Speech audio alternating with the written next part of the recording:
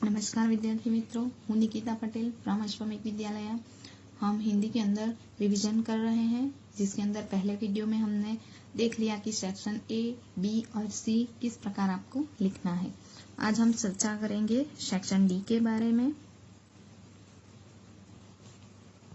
जिसके अंदर आप लोगों को लेखन विभाग यानी राइटिंग सेक्शन। तो इसमें सबसे पहला प्रश्न आपको पूछा जाएगा कि निम्नलिखित विषय के ऊपर संक्षिप्त टिप्पणी लिखिए। टिप्पणी लिखिए कि आपके टेक्स्ट बुक के अंदर जो है पेज नंबर 62 उसके ऊपर प्रयोजन मूलक हिंदी करके एक विभाग है, जिसके अंदर मैंने आप लोगों को पढ़ाया भी है कि हमने 2 टिप्पणी देखी भी है। तो उसी में से आप लोगों को पूछा जाएगा, वही आप लोगों को रीडिंग करना है कि यहाँ पे समाचार पत्र, आकाशवाणी, दूरदर्शन इत्यादि टिप्पणियां दी गई है। तो ये एक शॉर्ट नोट के फॉर्म में यहाँ पे आप लोगों को लिखना है, जो आपको 3 मार्क्स में पूछी जाएगी। अब आगे का हमारा प्रश्न है कि परिच्छेद को पढ़कर नीचे दिए गए प्रश्न के उत्तर लिखिए। बहुत ही इजी है कि एक पैराग्राफ दिया जाएगा, उसमें से ही आप लोगों को प्रश्न के उत्तर ढूंढकर लिखने हैं, जो आपको 4 मार्क्स के अंदर पूछा जाएगा। उसके बाद है हमारा नेक्स्ट क्वेश्चन पत्र लेखन। पत्र लेखन जो है वो आप लोगों को 5 मार्क्स में पूछा जाएगा। पत्र लेखन का एक वीडियो हमने देखा भी है कि किस प्रकार आपको पत्र लेखन लिखना है, ताकि हम लोगों से कोई भूल न हो। फिर भी हम एक बार आज फिर से देख लेते हैं कि आप लोगों को पत्र लेखन करते समय क्या क्या ध्यान में रखना है। तो सबसे पहले तो हमें पत्र लेखन के अंदर स्थान, उसके बाद तारीख, ये सब खास ध्यान में रखना है। उसके बाद पत्र भेजने वाले जो व्यक्ति है, बराबर, उसका एड्रेस जो है हमें कहाँ पे लिखना है कि कागज के सबसे ऊपर दाहिने किनारे, बराबर, दाहिने किनारे, यानी कि यहाँ पे पत्र भेजने वाले का एड्रेस, बराबर, यहाँ पे हमें क्या लिखना है, उसका पता। उसके बाद तारीख लिखनी है। उसके बाद आएगा संबोधन यानी अभिवादन, कि पत्र हमें कैसा पूछा गया है, उसी प्रकार हमें यहाँ पे संबोधन करना है। कि कोई अगर घरेलू पत्र हो, बराबर, कि घरेलू पत्र के अंदर अगर हम पिता को पत्र लिखते हैं तो पूज्य पिताजी, बराबर।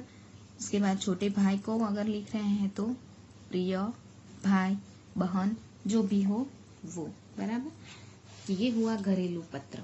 अगर आप लोगों को परीक्षा के अंदर कोई कार्यालयीन पत्र यानी कोई ऑफिस में लिखने वाला पत्र पूछा जाए तो उसमें संबोधन हमें क्या लिखना है, ये पूज्य प्रिय वाला संबोधन वहां पे नहीं चलेगा।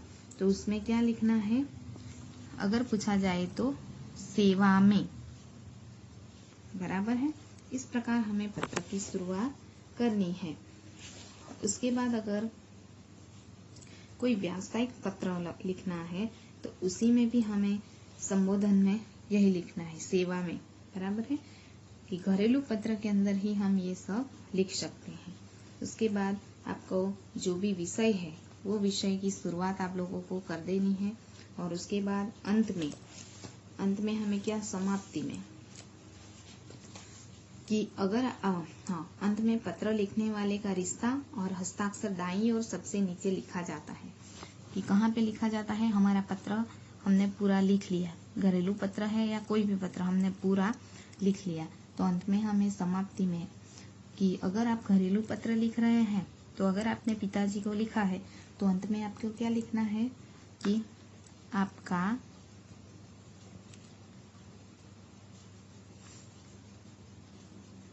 पुत्र, जो भी नाम हो वो, बराबर है, या आपका आज्ञाकारी पुत्र अनिल। उसके बाद अगर आप कोई व्यावसायिक पत्र लिख रहे हैं तो आपको क्या लिखना है, आपका विश्वासी, क्या लिखना है तब आपका प्रिय ये सब नहीं लिखना है, तब आपको लिखना है आपका विश्वासी और यहाँ पे आपका नाम जो भी हो वो, बराबर। तो पत्र लेखन के अंदर हमें इतनी बातें खास प्रकार से ध्यान में रखनी है कि शुरुआत किस प्रकार करनी है, कि पत्र भेजने वाले का पता और तारीख यहाँ पे लिखनी है। उसके बाद संबोधन, पत्र किस प्रकार का है वो देखकर हमें उसका संबोधन करना है। उसके बाद पत्र में जो पूछा गया है उसके विषय में हमें लिखना है और अंत में भी जिस प्रकार का पत्र हो उसी प्रकार का यहाँ पे समाप्ति भी हमें करनी है। तो पत्र के अंदर हमें इतनी बातें ध्यान में रखनी है। अब हम आगे के प्रश्न की ओर बढ़ते हैं। तो हमारा आगे का प्रश्न है जिसमें हमें क्या लिखना है, रूपरेखा के आधार पर कहानी लिखकर शीर्षक एवं बोध लिखिए। कि यहाँ पे कहानी जो है वो भी आप लोगों को 5 मार्क्स में पूछी जाएगी, कि जिसके अंदर भी आपको मेन शीर्षक देना है और उसके बाद उसका मोरल, बोध जो भी है वो आपको 1 या 2 लाइन में लिखना है। तभी आप लोगों की स्टोरी जो है वो व्यवस्थित रूप से पूर्ण होगी। कि अगर आप लोगों ने शीर्षक और बोध नहीं लिखा तो आप लोगों के 1 मार्क्स जो है वो ऐसे ही कट जाएगा। कि स्टोरी के अंदर हमें क्या क्या बातें ध्यान में रखनी है वो हम देखते हैं। तो सबसे पहले कि आपको जितने भी वहाँ पे रूपरेखा आपको दी गई है उसे आपको पढ़ना है, मुद्दा, बराबर। कि रूपरेखा को ध्यान से पढ़िए। कि दिए गए जो आपको मुद्दे हैं, रूपरेखा है, वो एक बार आपने ध्यान से पढ़ लिया, इसलिए आप लोगों को पता चल ही जाएगा कि हमें स्टोरी किस प्रकार लिखनी है। उसके बाद उसमें आप लोग गांव, किसी व्यक्ति का नाम, ये सब भी लिख सकते हैं। उसके बाद स्टोरी आपकी खत्म हो जाए, उसके बाद अंत में 1 या 2 पंक्ति में आपको सीख या बोध यानी कि मोरल लिखना है, जिसका 1 मार्क्स है। और वो अगर आप अच्छी तरह से लिख लेंगे तो आपको 1 मार्क्स मिल जाता है। उसके बाद कहानी के प्रसंग या संदेश के आधार पर शीर्षक दीजिए। कि स्टोरी में किस प्रकार का प्रसंग का वर्णन है या वो हमें क्या सिखाना चाहती है, क्या मोरल मिलता है उसमें से, उसमें सोच समझकर एक अच्छा सा हमें टाइटल यानी शीर्षक देना है। उसके बाद स्टोरी के अंदर 3 या 4 पैराग्राफ होने चाहिए। विराम चिन्हों का उचित उपयोग हमें उसमें करना है। कहानी में कहावतें और मुहावरे का भी प्रयोग किया जा सकता है। कि आप जो कहानी लिख रहे हैं उसके अंदर उसके अनुरूप अगर कोई आपको कहावत याद है या कोई मुहावरा याद है तो वो भी आप उस कहानी के अंदर लिख सकते हैं। तो इस प्रकार आपको इन सब बातों का ध्यान रख के स्टोरी जो है वो लिखनी है। इसके बाद हमारा अगला प्रश्न होगा निबंध लेखन, जिसके अंदर आपको 3 निबंध एक के बाद एक ऑप्शन में आएंगे। तो उनमें से वो आपको 7 मार्क्स में पूछा जाएगा।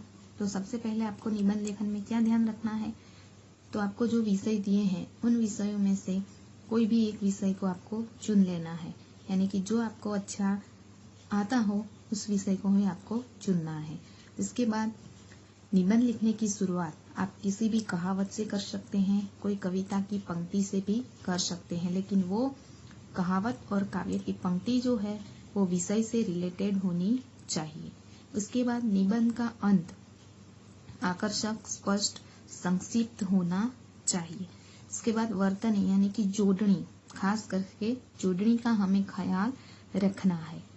उसके बाद निबंध की भाषा जो है वो शुद्ध, सरल और मुहावरेदार होनी चाहिए, यानी कि बीच बीच में विषय के अनुरूप आप लोगों को मुहावरे का प्रयोग भी करना है।